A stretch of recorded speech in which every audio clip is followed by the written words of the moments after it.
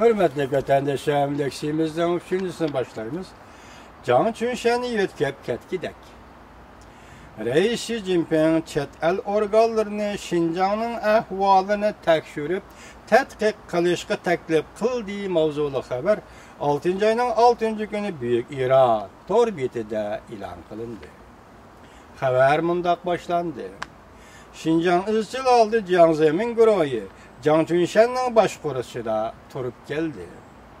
Zoravallık vakaları özlüksüz yüz verip, Şinjan meselesi Cumhur Kompartiyasının aldıda intayın zor bir meseleye aylandı.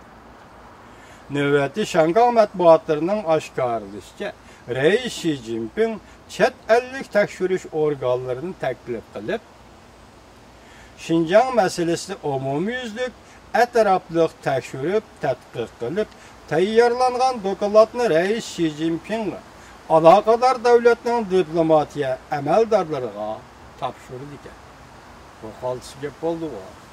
Mesela chet el şirketlerini tekşürüş gruplarını Reis Xi Jinping teklif kılıp, Şinjan meselesi degen meselesini tekşürüp, etraflık tekşürüp, umumiyüzlük tekşürüp ve tetkik kılıp, Reis Xi Jinping üzünün koluğu dokulatını ve materyalini cemlegendiğin için, Reis Xi Jinping bu materyalini chet el əməldarlara, yani diplomatiya əməldarlara tapşırır degen haber, yani 6. ayının 6. günü Büyük İran torbitide ilan kılındı.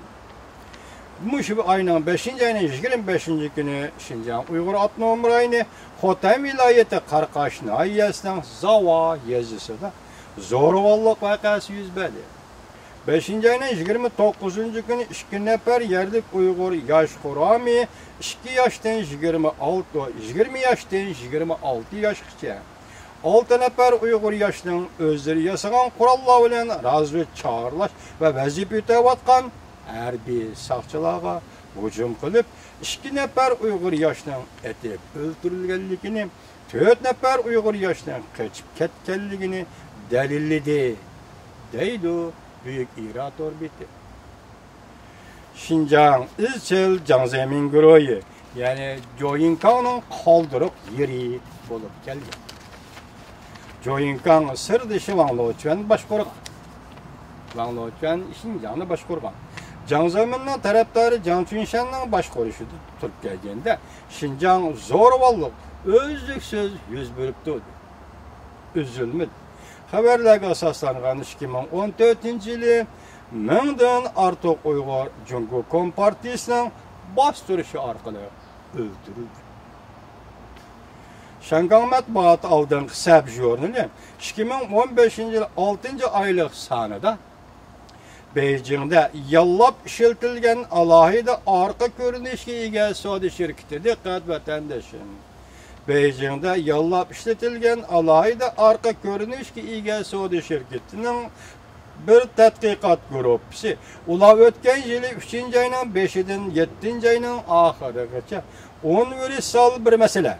Şinjan meselesini etraflık tekşürüş, tədqiq qilishni hüddigi olganligi ko'rsatildi.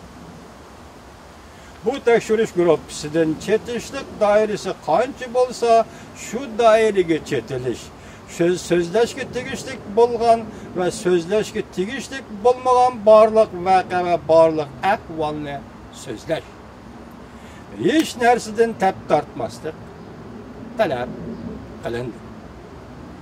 Hujintaq o'xshash ideologiyalik solchil xohishiga danishmanlarni ishlatmay, Reis Xi Jinping undaq kishilarni cho'rib yetib, xalqaro masalalar kelganda Xi Jinping ras yoki yolg'on niqoblangan milliy kayfiyatning odatdagi hukmga to'sqinlik qiladiganligini bilib yetgan Reis Xi Jinping bu qatam Şinjan meselesini, mesele bo'yicha tekshirishni chet el shirkatlarining tekshirishiga, tadqiq qilishiga va hukm qilishiga topshirdi.